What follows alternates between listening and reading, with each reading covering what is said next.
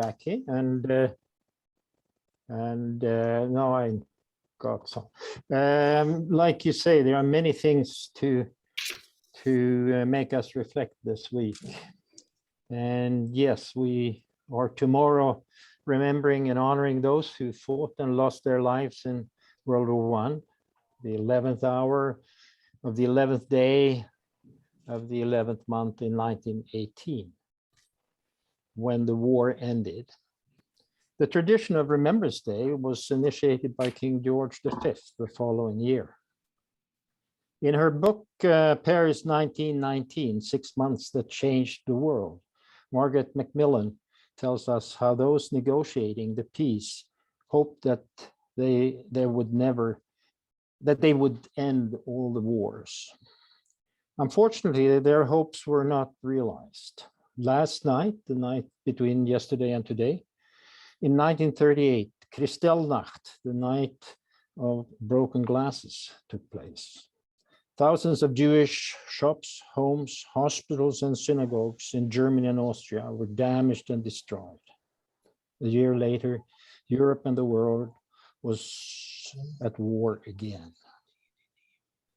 1/3 of the diplomats that drafted the statutes of the United Nations at the end of World War II in San Francisco were Rotarians. Rotary still has, as we all know, an observatory post at the United Nations. As we meet for lunch today, COP26 in Glasgow, another UN initiative, is in its final week. Over 200 countries are attending this UN event. The goal is to come to an agreement on climate change.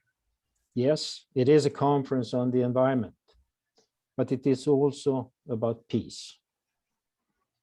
If we don't find a solution to climate change, we are guaranteed future conflicts. Already we have seen people fleeing their homelands for lack of water and other indications of climate change. Rotary and Rotarians have over and over again shown how we can help and be part of the solution, but we will have to do more. Thank you. Thank you, Lars. And it's my pleasure to welcome guests to our meeting. We have Pam Greenstein, guest of David Richardson, and Nuria Cameron, guest of Lois, Abina Rogers, guest of Lois, and Eric McGregor, our speaker. Now, I also saw another name appear, a Ken Stable. Do we have Ken here? Ken? Right, that was the name that was on my file. So okay, all right. So you're masquerading then, are you? Sometimes you're Ken and sometimes you're Eric. my unbreakable code. Okay, all right. Well, just a welcome to everyone, and from Toronto, and we've got Barb. Barb, where are you? Sauble Beach. Barb, are you in Sauble Beach, or where are you? Cobble Beach, not Sauble. Cobble, okay. You're in Cobble Beach, and we've got Sandy from San Diego. Is there anyone else from away from Toronto? No? All right. Well, that's all right. Okay, so I'd like to. There are no birthdays. There's nothing to celebrate. Let's have Lisa introduce our guest speaker.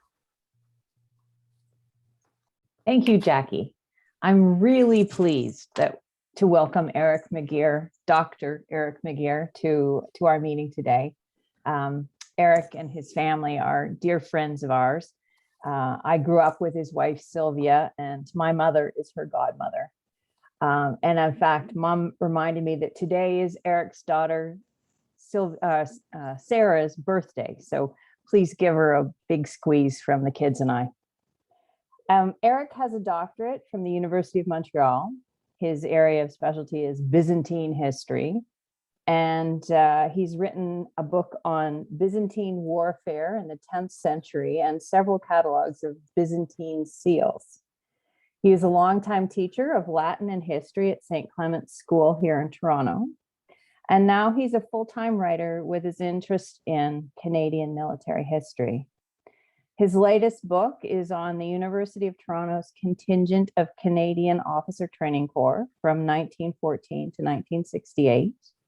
He's written 3 books on the Canadian battlefields in Italy and 2 on the inscriptions on the headstones of fallen Canadian soldiers.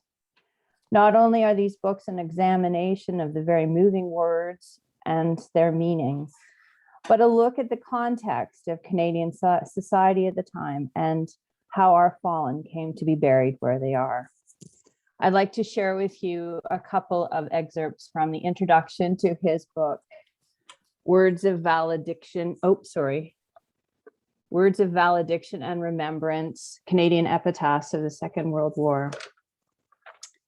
The idea of writing this book developed out of a trip to Normandy in 1998 to fulfill a long-standing desire to see the D-Day beaches and the battlefields where Canada's soldiers, including a number of veterans I had met over the years, fought so bravely during the summer of 1944. I read the words of parting engraved on the headstones, drawn from scripture, hymns, literature, popular songs of the day, or composed by the next of kin who had obviously thought carefully about their valedictions. It struck me that in their abundance and diversity,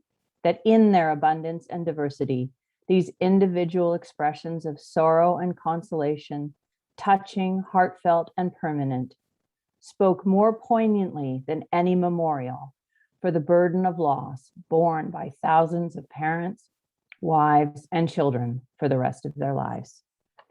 And I'm now going to turn the floor over to Eric. Thank you very kindly, Lisa, for your introduction. Just to say that my daughter Sarah was born on Remembrance Day. So her birthday is actually tomorrow, but she could not have made me any more proud.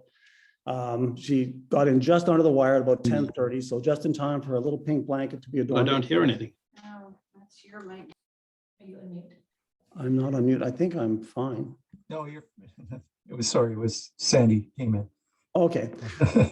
So I do want to thank Mike Moy, who's going to be running the PowerPoint I prepared for today on Remembrance Day.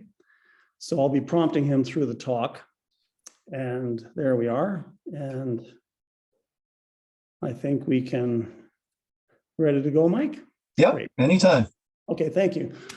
So I wanted to say thank you very much for your I invitation. can't hear them. Oh, there's no speaker. Oh, Is it- Sandy's Mute. Yes, No, please. that's your microphone. Yeah, sorry, I'm going to try to mute. it Sandy. must be up here. Ah, He keeps unmuting himself. No, no. that's Sorry, Eric, go ahead. Yeah, all set? Yeah, And everybody can hear? I hope so. Okay, so if we can take it back one, Mike, I'll start with the first slide, please. It's not going backwards for me. Hold on. Oh, no matter, we can start here. Yeah, we're one slide in. Yep, that's fine, that's fine.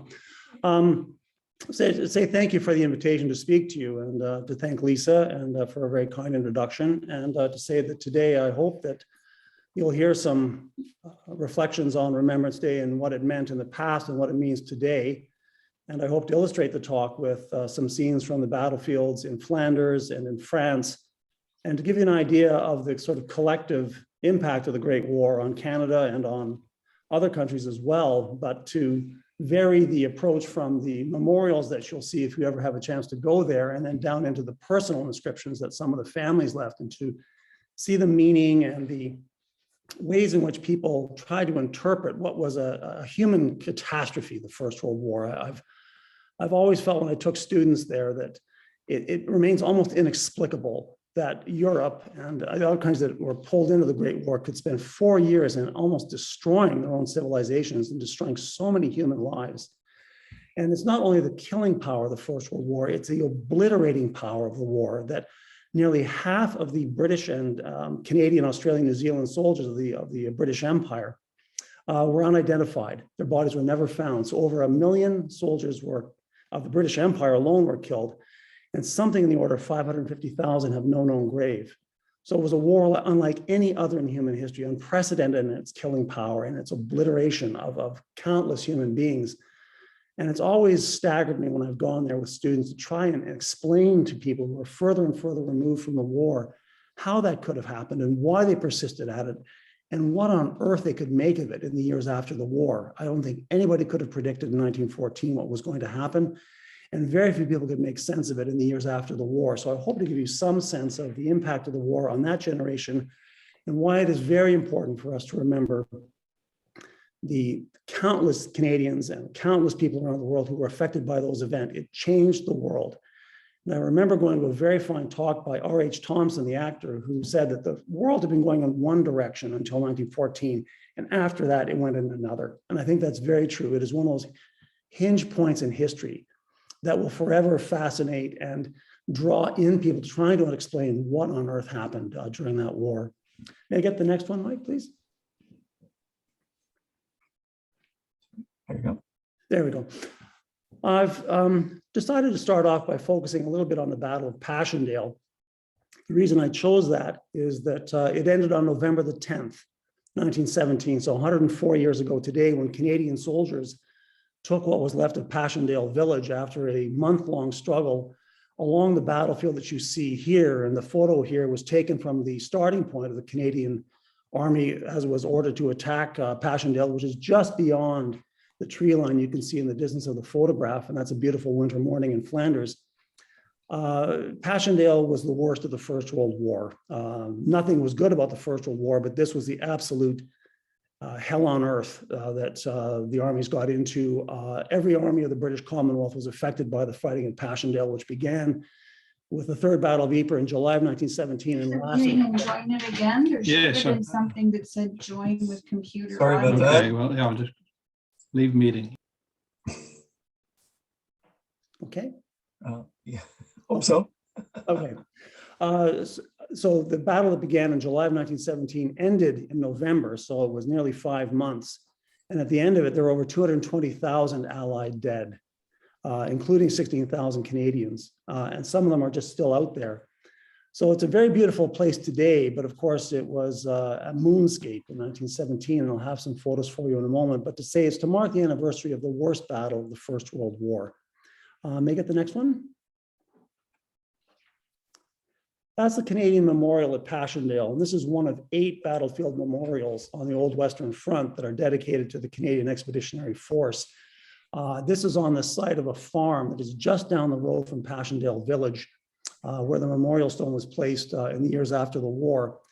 And so it's a very, very beautiful site today, completely unrecognizable from what it would have been in 1917. But if you ever have a chance to go to Belgium or to France, I strongly hope this talk will inspire you to do that. But there are, let's say, significant parts of our own history that are in Belgium and France that we don't see here in Canada. But I think everybody who goes there or goes to the Second World War sites comes back with a very different view of our country and a very different view of what Canadians endured and accomplished in the 2 world wars. So they say this is to entice you to go. May I get the next one? That's what it looked like then. And if you see that on the screen up at the upper left, that's Passchendaele Village in 1916, before the fighting took place there. The picture below is Passchendaele after the battle, almost completely wiped off the map by all the shells, something like 2 million shells fired in the course of the battle. And then the photos on the right show you this sort of lunar landscape that it was made into by the artillery shells, by the rains, by the weather. So the soldiers had to walk on those duck boards you see on the bottom right. And the great danger was, of course, they'd slip off and fall into the mud and be sucked below and they would drown. They're still finding bodies from that battle 100 and more years later.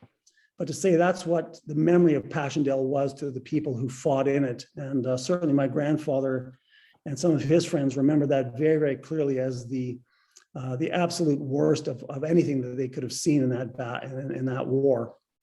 May I get the next one? And some of the scenes were depicted by Canadian artists, and I'll talk a little bit more about that later, but that's a painting by Alfred Bastien, the Canadian gunners at Passchendaele. And it was not only the horror of the battle itself and the danger on the battlefield, but the absolute exhaustion of the soldiers fighting through yards of mud, trying to drag the guns up, trying to drag supplies up, trying to struggle on through what by then was an absolute quagmire.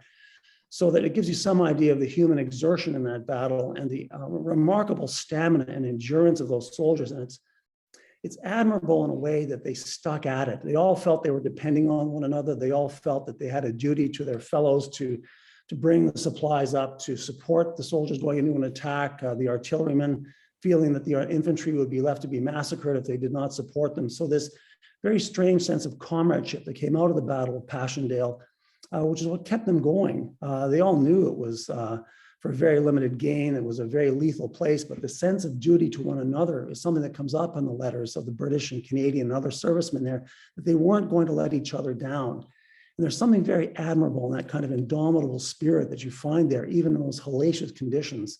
Can I get the next one? Yeah, there we go, thanks. That's an aerial view of Tynecott War Cemetery. I don't know if it's a place that you know, but that is in the middle of Flanders Fields. When you read the poem or you hear the expression Flanders Fields, that is the epicenter of it right there. That's the largest British war cemetery in the world. It has 12,000 burials. You can see all the rows of headstones. But more importantly, along the panels that are on the upper arch of the cemetery, there are 35,000 names inscribed. And those are the names of the men who were never found or identified. So there are 47,000 commemorations in that one cemetery alone. And it's one of 140 cemeteries in Flanders Fields.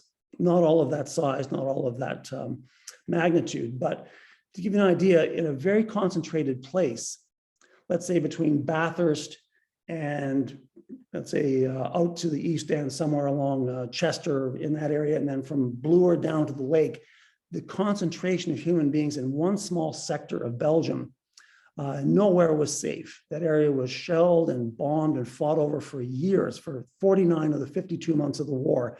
And after the war, they spent years combing the battlefields for the bodies so that in the end, when they found them, most of them could not be identified.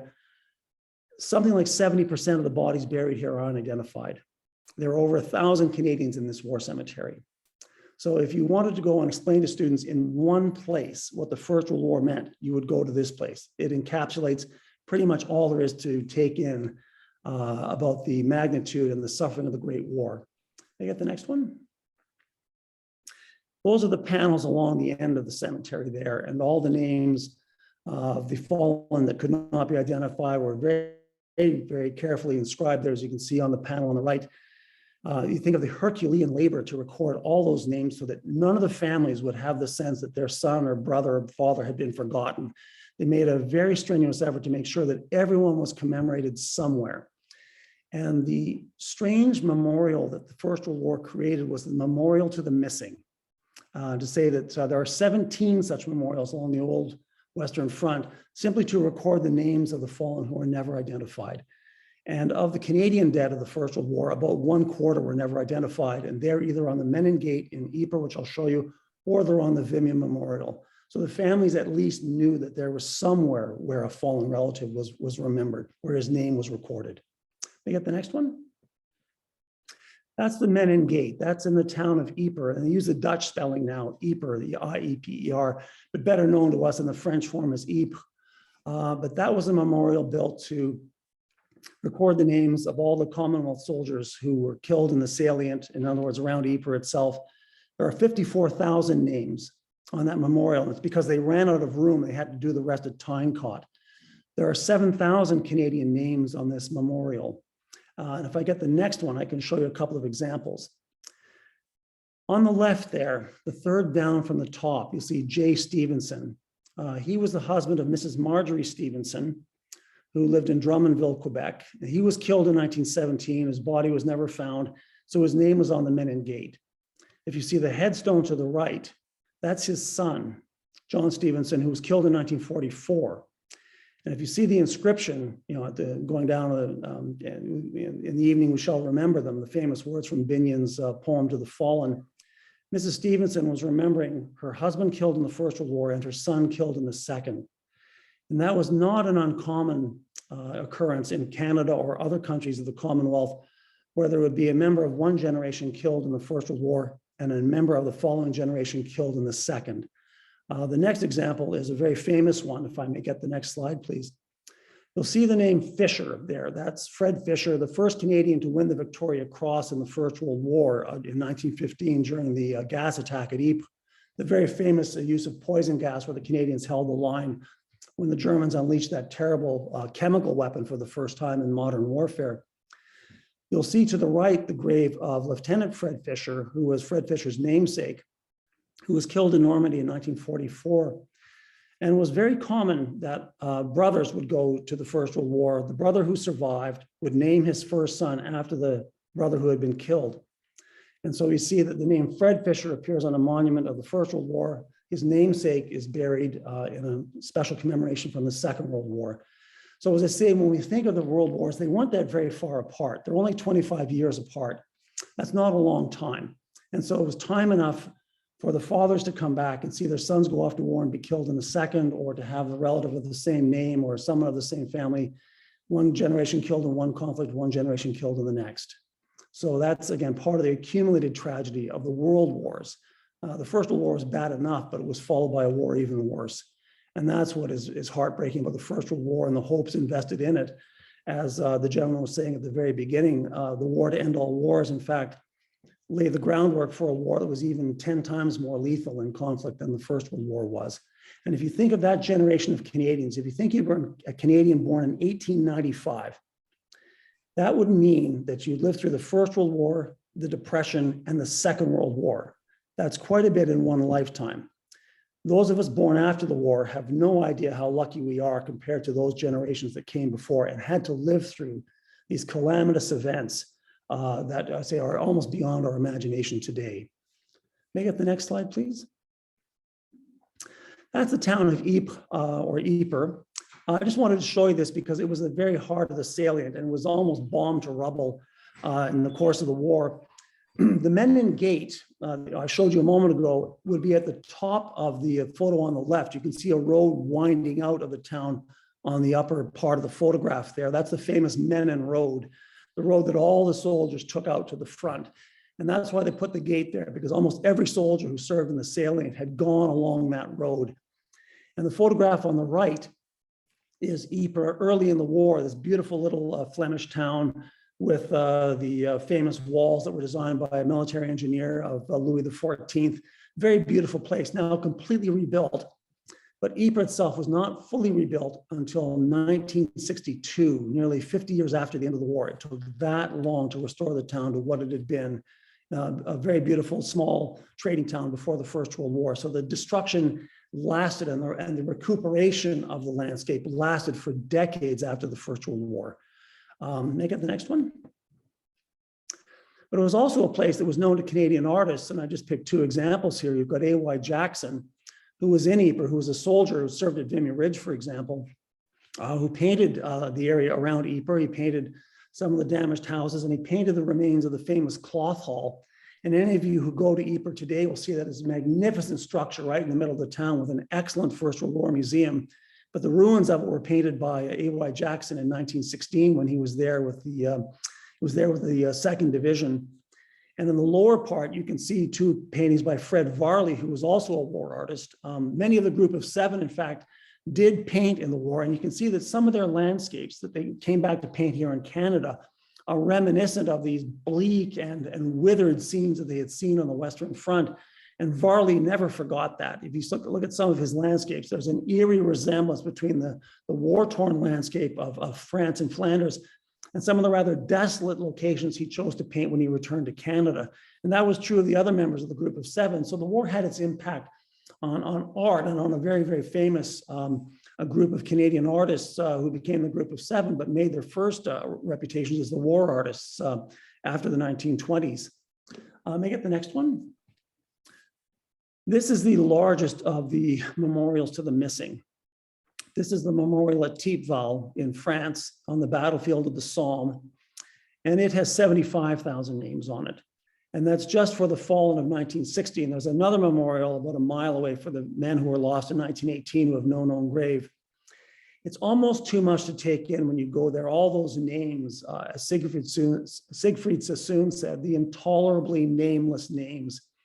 But there are every now and then you find one that you recognize, and I'll just get the next slide to show you an example. This is a young Canadian boy, Morris Machel, who was a graduate of UCC and a graduate of Trinity College. He was a student of classics. He wanted to go into the church. He was killed in 1916 in a heroic action. He was a Canadian serving with the British Regiment, so his name is on the Thiepval Memorial. And you can see his picture there at the right. And at the far right, you can see there's a memorial window for him, Grace Church on the Hill Street, Grace Church on the Hill, right by Bishop Strawn. That's where he attended church before he went off to war. So his body was never found, and his family commemorated him with a memorial window, as many, many Canadian families did. So if you're in a church, have a look around, especially if it's an older church, you'll see these memorial windows or these memorials that the families gave to a family member whose body was never found. This was the only way they could commemorate their loss or honor the son or brother they had lost. I have a copy of his Greek New Testament that was given to me by a friend of his when I was studying Greek way back when. So I have a link to this particular person, and it's very moving to see his handwritten annotations in this Greek New Testament and to think that's the trace that he left. But a very poignant story, a young man guided by duty and patriotism, originally intended for a career in the church, who then was killed in the First World War, and his promise was never achieved. And that story could be multiplied by the tens of thousands. Okay, may I get the next one? But if you go to the Somme, and I hope you do, it's a very beautiful, very haunting place. And you see these kinds of little cemeteries tucked in along the ridges and folds in the ground.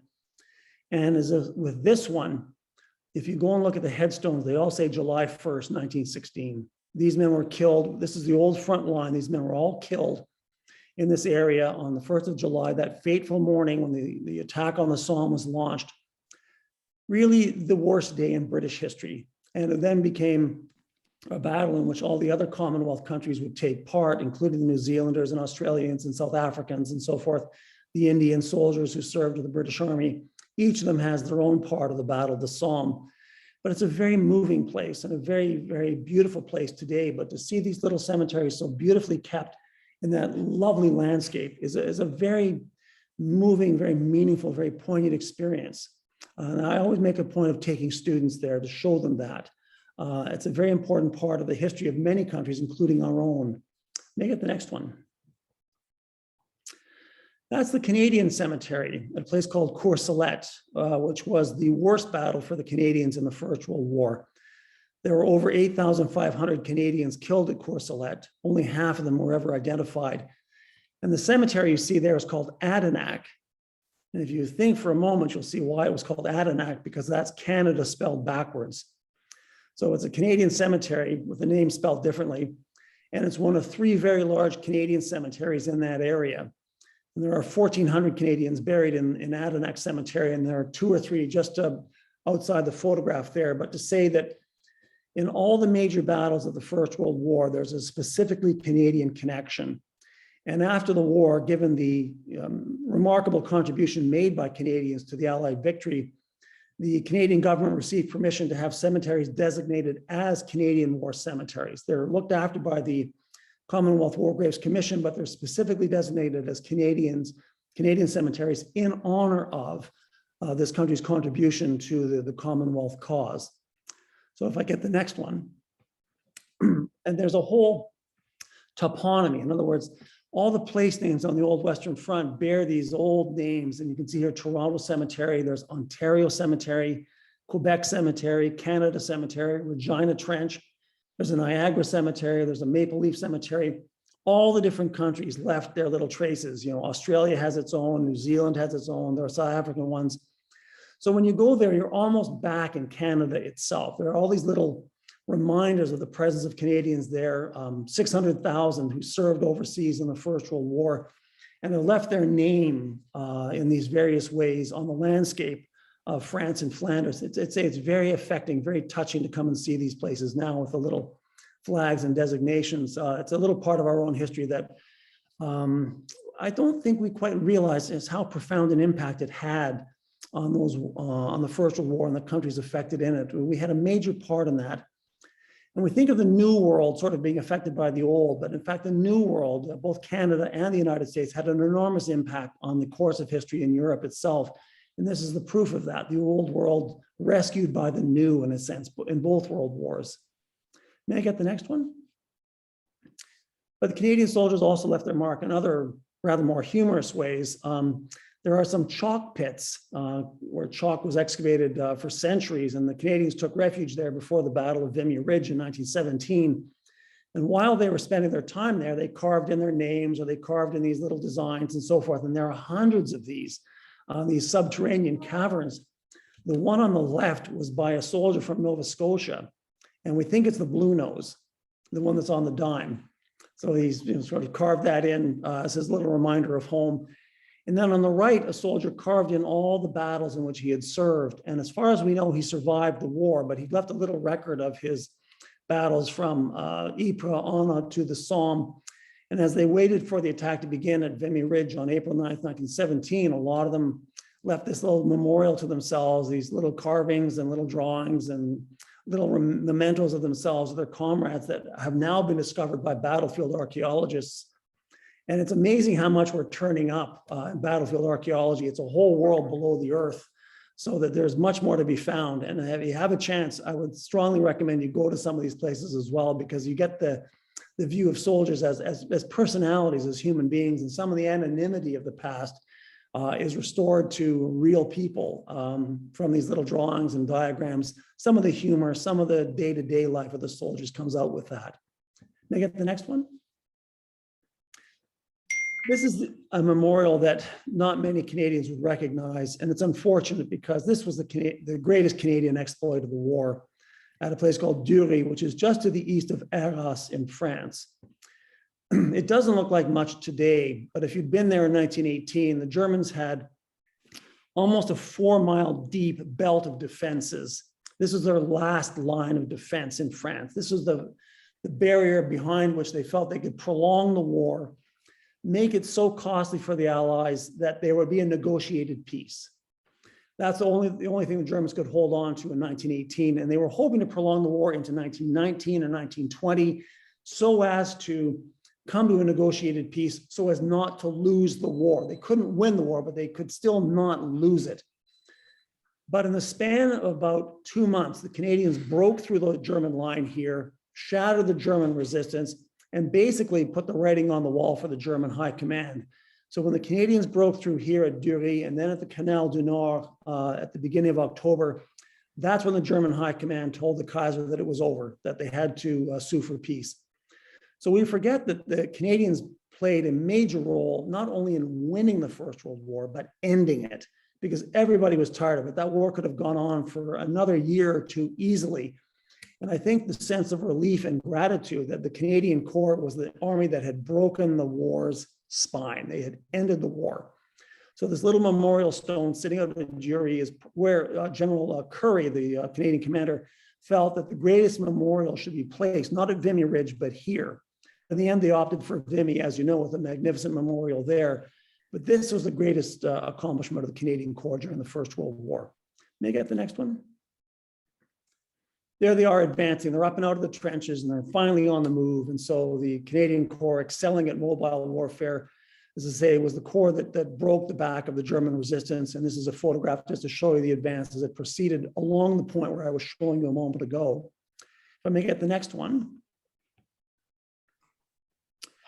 And on all the memorial stones, there's a little description of the Canadian achievement there, but you'll see here very quickly that at the end of August, the Canadians stormed this supposedly impregnable line, broke through the German position, and got to the Canal du Nord, the scene of their next great breakthrough. And so these little encapsulations of the Canadian achievements in very out of the way places now, but certainly worth finding and looking at and retracing the Canadian steps in August and September of 1918, the one time this country really did occupy a place on the world stage.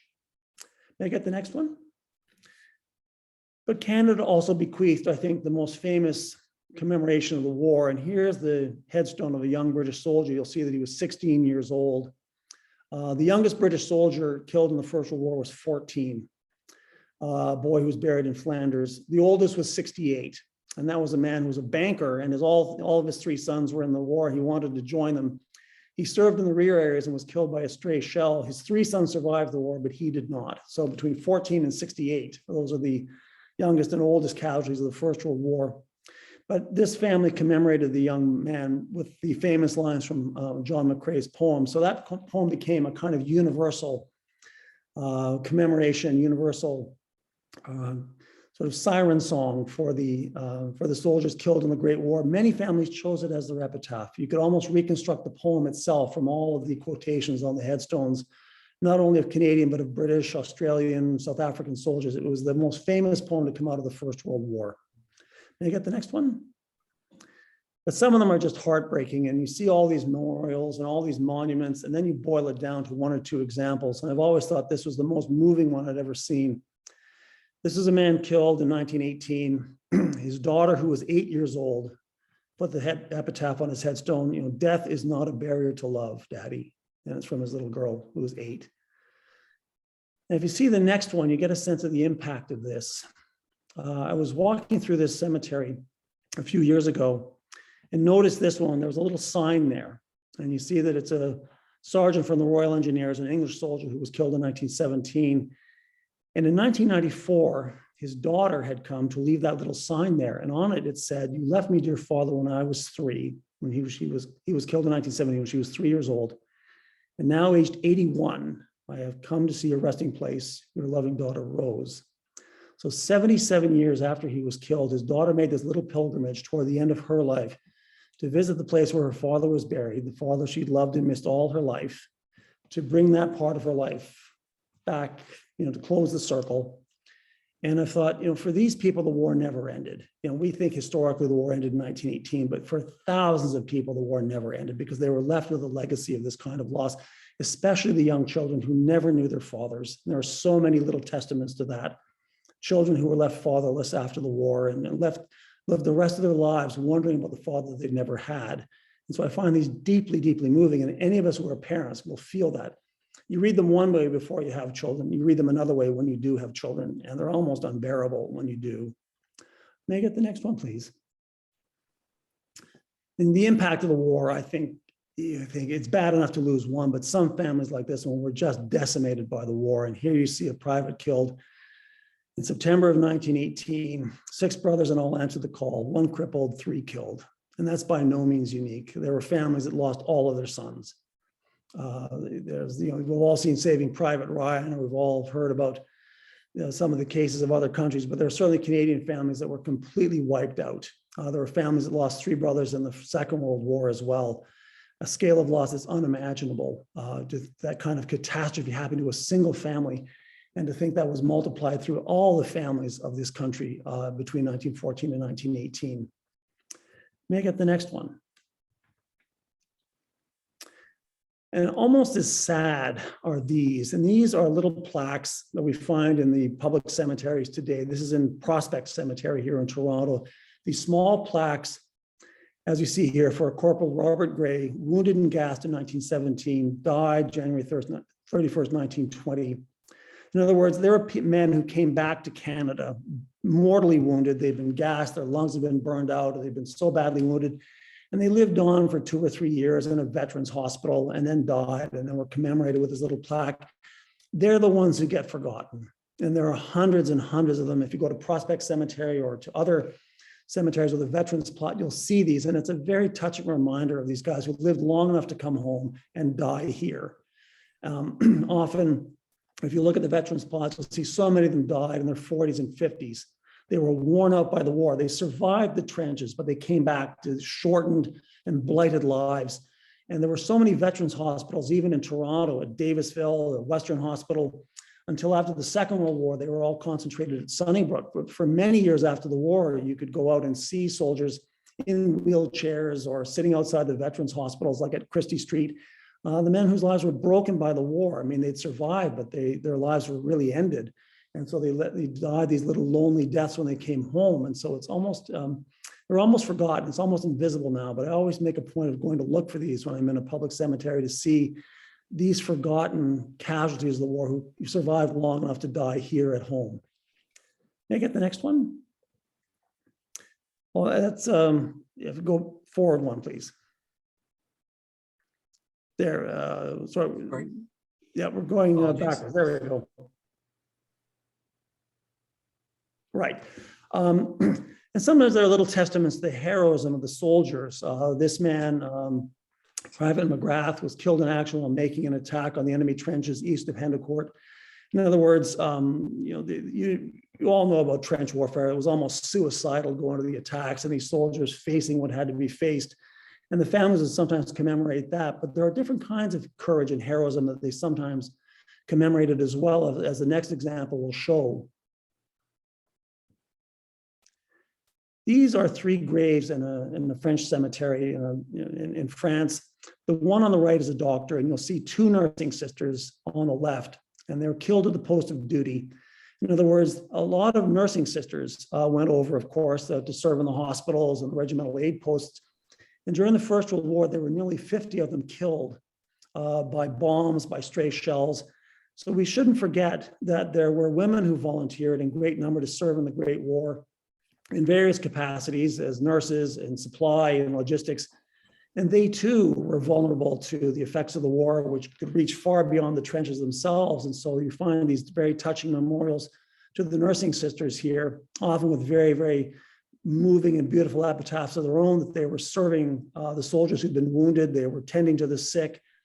And often in the rear areas where there were hospitals, you find their graves as well, because they died of the Spanish flu influenza that came in 1918, working in an area where they were wounded and sick. And this is all before penicillin. This is all before the medicines that would have combated this. They were very, very susceptible to the diseases that the soldiers were getting as well. So in many ways, they were running the same risks as the men were who were fighting in the trenches themselves. If I may get the next one. And then there are some remarkable instances of heroism. This is a British captain, Noel Chavas, who's one of 3 men who won the Victoria Cross twice. And he did it by evacuating wounded men from no man's land. On the Somme, he brought 30 men out to the regimental aid post. He was doing the same thing in Flanders, saved something like 40 men, and then was killed by a stray shell during the second of his exploits. And so that's why the Victoria Cross is engraved twice on his grave. And so you see that it's not only for feats of valor or for military accomplishments, but also for the humanitarian work that a lot of these soldiers were doing, rescuing their comrades, serving in the medical corps, the stretcher bearers who performed great acts of self-sacrifice and heroism, saving people, not only in the act of killing, but also saving. May I get the next one? We can find traces of the Great War here in Canada. Whenever I walk through Mount Pleasant Cemetery, I always stop by this one. 2 brothers who were killed, one in 1917 and one a month to the day before the war ended in 1918. And you think of those poor parents whose names are there, who got to live the last 20 years of their life missing the 2 boys who've been killed overseas and who are commemorated there because they weren't commemorated elsewhere. Their bodies were lost. And so they could only put their names on the family grave here in Toronto.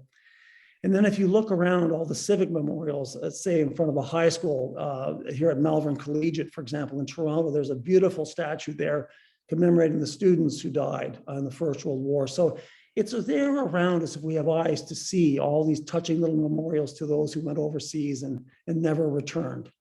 Let me get the next one. So Remembrance Day. It's about 100 years since the Remembrance Day protocols were established. There was a ceremony in 1919 for the first year after the war, but it's only in 1920 and 21, a century ago, that the formal protocols of Remembrance Day were introduced. And we are familiar with it now with the minute of silence and with the last post and the whole sort of outline of the ceremony.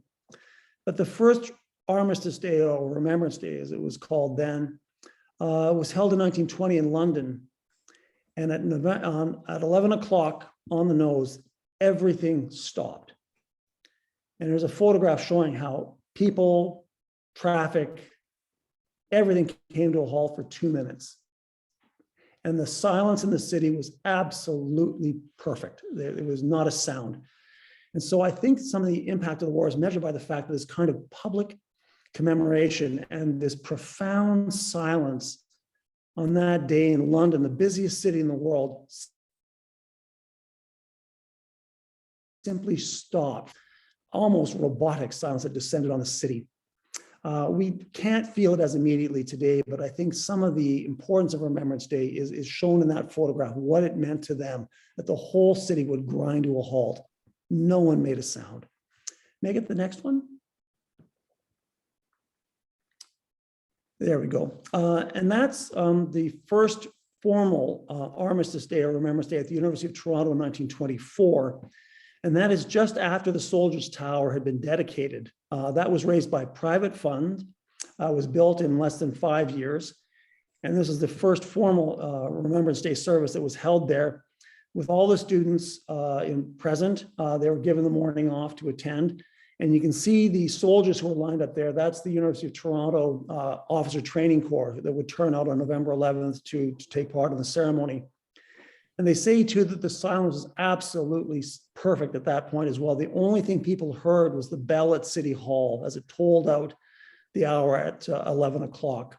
And so the profundity and the meaning of Remembrance Day was very much a part of their memory of the war and their own experience. And they say that for hours afterwards, there would be people lingering by the memorial screen there, listing all the names of the university dead. The university lost 628 of its young men and women in the First World War out of an enrollment of about 4,000. It wasn't a very big place then, so that everybody knew somebody and they could all put faces to those names on the wall and say, standing and staring at them for hours afterwards. May I get the next one? We live in a very strange time. And I'm speaking here as a teacher and a parent. I'm sometimes rather surprised by what my children are learning in school about history, as though Canada is some sort of bad place and only inhabited by bad people until recently. I hope I'm not exaggerating. I don't think I am. I'm really struck by the rather pejorative view we've been taking of our own country. And I think we're forgetting the effort and decency and courage of generations that preceded us. And I want to point to this one. This is the grave of a young Canadian Jewish soldier killed in 1944, Rifleman Israel Friedman of the Royal Winnipeg Rifles. He was 21. And you'll see there's a Star of David on his headstone. The Jewish soldiers were commemorated with a Star of David. And you see beneath that, the inscription is in Hebrew, in the ancestral language, of course, of the Jewish people, and translated, our beloved son, Israel Friedman, who gave his life on the battlefield for the honor of his people and his country. In other words, the 1,700 young Jewish Canadians who signed up for the Second World War, 450 of which were killed, knew that they were fighting for a cause beyond Canada's cause. They were fighting for the very survival of their own people. They were doing that in a Canadian uniform. So they were serving two noble ends: the preservation of the world against the worst threat to human life and decency that's ever arisen in the Nazi regime, and people of Jewish faith fighting for the very survival of their own people. That is noble, and that is heroic, and that is worth remembering. And it's sometimes something I wish I could say to some of our politicians or some of the people who are so quick to diminish this country and diminish the people who came before us. We owe them a great deal. We live in paradise compared to many people of the world. And it's due to the efforts and sacrifice of the generations that came before us. May I get the next one, please? This one, I think, as a former Latin teacher, meant a great deal to me. It's a quotation from the Roman poet Virgil on the headstone of a young man who was a Canadian soldier, but he served with the British regiment. The British were a little bit short of officers, so there were what was called the Can Loan program, where Canadian officers lent to British units. He was killed in Normandy in 1944, in June of 1944. But it says, "There always will your honor and your name and your glory remain." And that's from the Aeneid, a very famous moment in the book. And I want to end with that, if I may get the next one. In the Aeneid, there's a scene in the first book where the Roman hero Aeneas who's at the very depths of his fortunes. Everything has gone wrong. Everything, he's shipwrecked, he's lost. He has no idea where he's going, where he's getting to. And he comes to a temple and he sees these scenes from the Trojan War. And it's a war in which he fought. He was at Troy. And he sees the sorrows and sadness of the people he knew, his friends who were killed, the suffering. And he comes up with these great lines, maybe the greatest lines in European literature. Sunt lacrimae rerum. These are the tears of the world. These are the human sorrows that we see here. And the suffering of people touches our hearts. And we think of that when we see those war cemeteries and those impossibly young ages and all those numbers of young men killed in those two conflicts, often fighting in wars that were far beyond their ability to comprehend or control. But Eleanor. at the same time, and this is the last one here, or the second last, if I may get the next one, he finds in this experience something very ennobling and very moving, and he sees from their courage that they've left a great name on the earth, a great reputation behind them, which inspires him to keep going. And there's a famous line there that he says, when he saw this, his courage came trickling back into him. So these places can be very sad, but they can also be very, very inspiring and very ennobling and remind us that we have a debt to remember and a debt to carry on in the spirit that these people, persevered in those terrible times. So if I may get the very last slide, when we think of these veterans and what they're bequeathing to a younger generation, that is worth honoring and remembering on Remembrance Day itself. And sadly, their term is coming to an end. We're down to fewer than 15,000 veterans of the Second World War. They're all in their 90s now. They won't be with us much longer, bless their souls, but we certainly have a duty to remember them and what they did and what they endured, and that was for our benefit and the generation to come after us.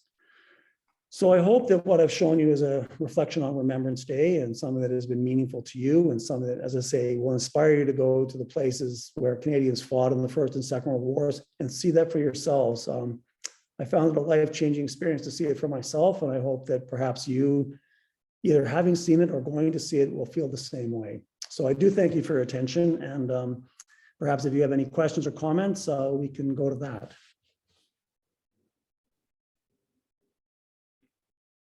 Thank you, Eric.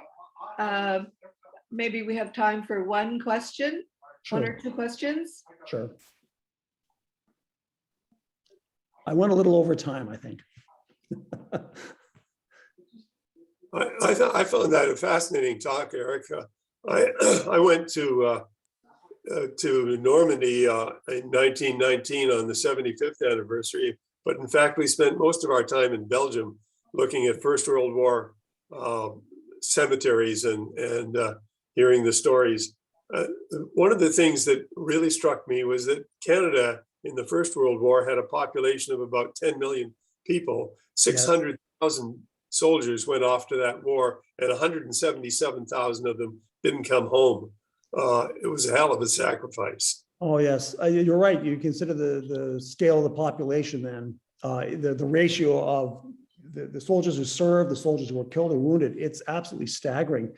In present terms, that would be in the hundreds of thousands for us if we were to make the same calculation.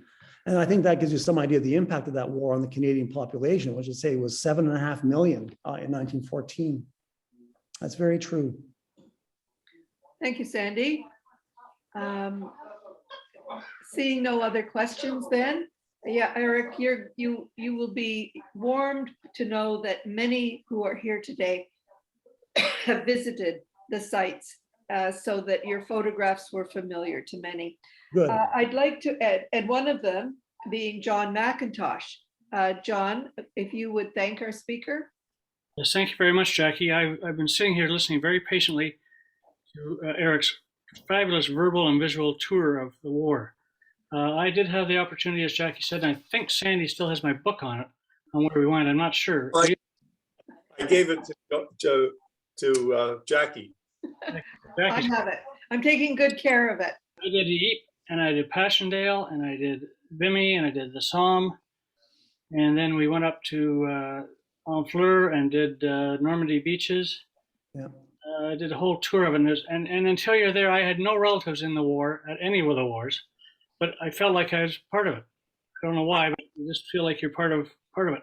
And part of that was, and you're talking about forgetting people. We were in a little restaurant out in the middle of, I have no idea where it was. I think it was near Passchendaele, because it was where Hitler was wounded in the First World War. That's right. He was in the bottom of a church down there. So we went to that little town and had lunch. And the people couldn't have been kinder, nicer, thanking Canadian. You're Canadian, you're Canadian. Thank you very much.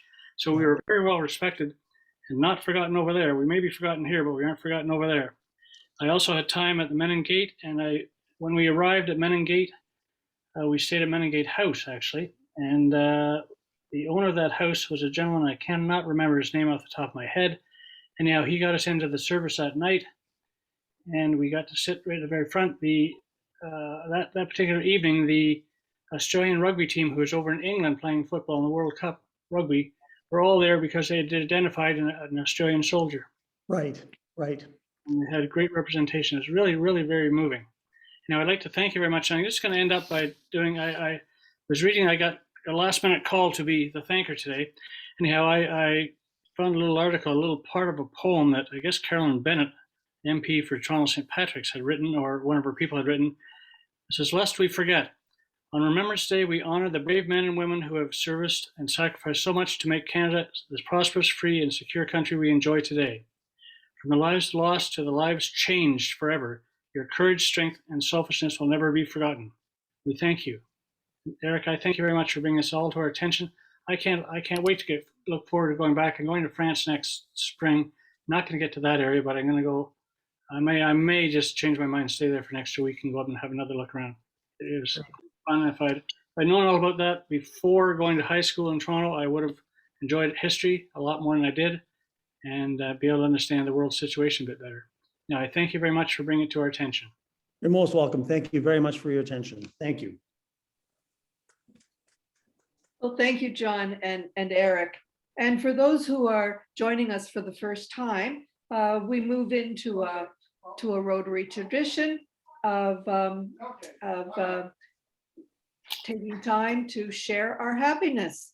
However, it costs you. So we have Happy Bucks. Oh dear. Okay, Happy Bucks from Susan. I'm just want to let you know that I have the honor of serving Mr. Fred Hutchison from, he's 96 years old. So I see him twice a week for some physiotherapy work. And we talk about things and we talk about war. And it's interesting that we sang the music in the choir Sunday, and I played it for him. And he was saying, I'm trying to forget things. And sometimes he talks to me about things, but it's so sad. All the memories, the bad memories that he has, he's trying to forget, but he enjoyed the music. And I send the link, so I don't know if it can be played.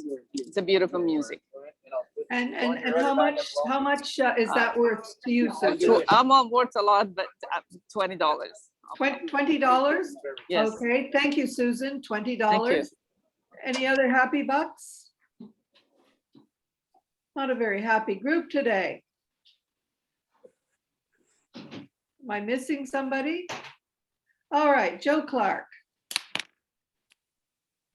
Joe? I would contribute $20 for this superlative address on the Remembrance Day. It's very, very moving. My wife and I toured the route that the Canadian forces made in World War II in the liberation of Sicily and Italy, and toured dozens of grave cemeteries dedicated to Canadians in small towns I'd never even heard of.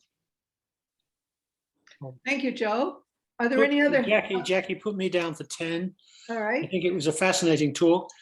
I missed part of it because I've got a contractor here I had to step away and talk to a couple of times, but I look forward to looking at the recording when Mike releases it. Okay, thank you. So that's Stephen Bianco for 20, whoever is recording this. 10, I said. Sorry, 10. Okay, 10. Thank you, Stephen. Jim Moore. You can put me down for 20 as well. And it was a wonderful talk, a wonderful introduction to the World War I cemeteries. I've seen some of the World War II cemeteries where I have an uncle buried and where another uncle was taken prisoner of war.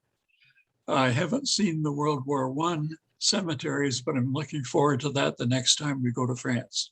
Thank you, Jim. Okay, I think we're finished with Happy Bucks.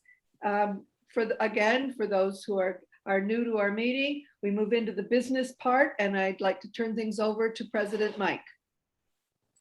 Thanks, Jackie. I don't have a lot to announce. There is a board meeting next Tuesday. And just another reminder that our AGM is on the 24th. Okay. And this weekend, Lois and I will be going to join other club presidents in the district in Niagara-on-the-Lake for what should have been a trip to Chicago to visit with the head office. So the head office is coming to us. Great, wonderful. You're moving mountains, you and Lois. Yeah, and before we go, I just, if we have enough time at the end of the meeting, I want to play Susan's video that she shared the link for. I can share with everyone. Okay, well, I'll let you decide whether there's time. Okay. all Okay, right. a committee update. I think we've got Chad and a report from the youth committee. The Youth and Vocational Committee, Okay, yeah. which And met directed. last week, and with specific focus on the vocational part. We're looking to put a database together for mentorship of youth, and trying to link up with some of the charities we already work with to see how we might help them with that. Specifically, our idea was that we could use the classifications already existing within Rotary in building that database. We formed a task force. We have a working name for the effort, the Rotary Vocational Platform. And Mike has just drafted a questionnaire that we're going to be sending out to the various charities. Each person in our committee who's got contact with the various charities, and there's some, we're going to review that document, but from what I could see, it looked pretty good. And it's basically just seeing if they already have any mentorship in place with their youth and what could be improved and what they've found that works. And then whether our idea would be of interest or value to them. So once we get some feedback from those charities, then we'll look to start building the database and maybe getting some clients and getting permission from Rotarians with vocational titles that they might be able to be reached out to a couple times from the youth in our different charities. So that's where we're at right now. And that was the main focus of our last meeting. Thank you very much, Chad, for bringing us up to date on the youth committee. David, did you have anything to say about this very important event that's you've organized for us for Thursday? Nothing at all. No. Yes. So it is tomorrow night. Everyone should have gotten their email to kind of get us started, and look for your link tomorrow afternoon so that you'll have it ready to go. It should be a very fun evening. I encourage everyone to get relaxed, enjoy, bring beverages, and it's going to be a very fun and eventful evening. We have some great entertainment, and there's still opportunity to go to the silent auction site as well as buy your tickets if you haven't already. We have approximately, I think we're with performers and everyone else that's shown interest in this, I think we're up to 93 people coming to the event itself. Wonderful. So we're excited about that. And with that, just finishing up tomorrow, look for us early next week to start talking to people about volunteering for our Tree of Remembrance, because we're going to jump right into that. That's going to happen in December. So look for that to come down. And I know people have already reached out to me already about volunteering for that event. But I will be sending out another email on that to show you the times that we're going to have are needed, as well as for anyone's participation in that. So look forward to that too. Thank you very much, David. And I think we've got a few minutes to hear from a COVID update from Joe Clark. Well, we've into another wave of COVID-19. There's been a sudden spike after several weeks of plateauing. There's been a spike in the increase in number of cases. Fortunately, this has not been mirrored by an increase in a large increase in the number of deaths. But this is a very disturbing trend. You're all aware of the opening of opportunities for boosters shots from either the Pfizer or Moderna vaccines, and those who are eligible, that is over the age of 70, can register as long as it's more than 6 months after they've been previously immunized. There's not a unanimity among the experts about the need for boosters. I should point out there's an article in the Canadian Medical Association Journal which reports a debate about this, and I think that the jury is still out on when or even if boosters are necessary for a COVID-19 immunization. Certainly, we do know that even with the immunization that is currently in being pursued, the risk of death is almost negligible. There have been some infections requiring hospitalization, but they're uncommon. So probably the most important news is that Pfizer, that great multinational pharmaceutical company, has developed a pill for the treatment of COVID-19. Unfortunately, the research I've done to find out more about this is it's not been published in the medical literature, so I don't even know the name of the compound.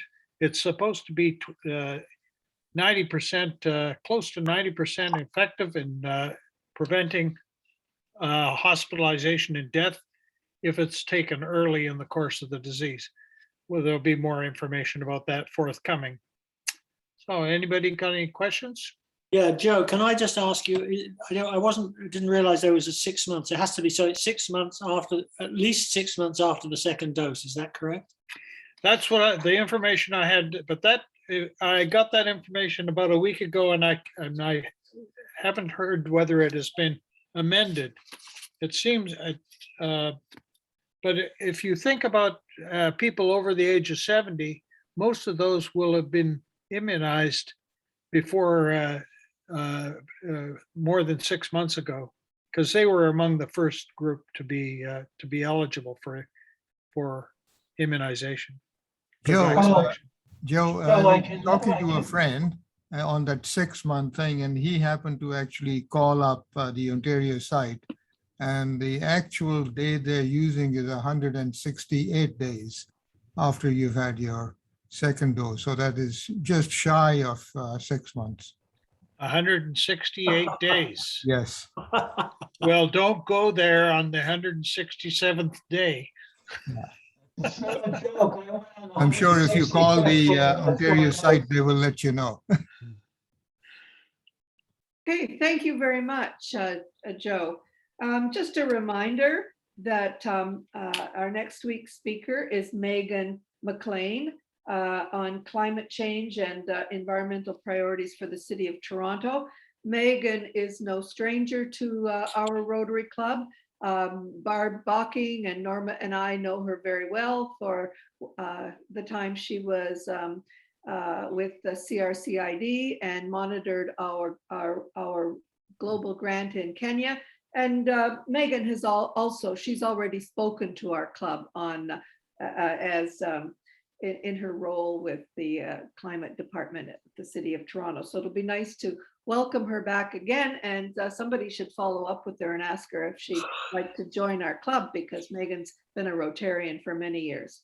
Mike, do you want to end then the meeting? Sure. Susan, do you want to introduce your video? Are you there?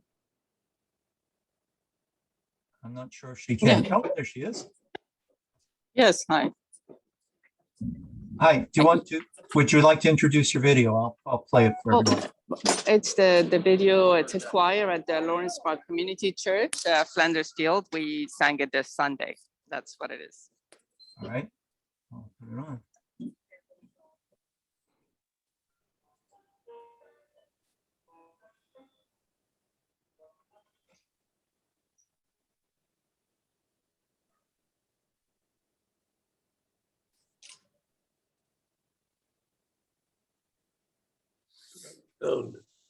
Where's the sound?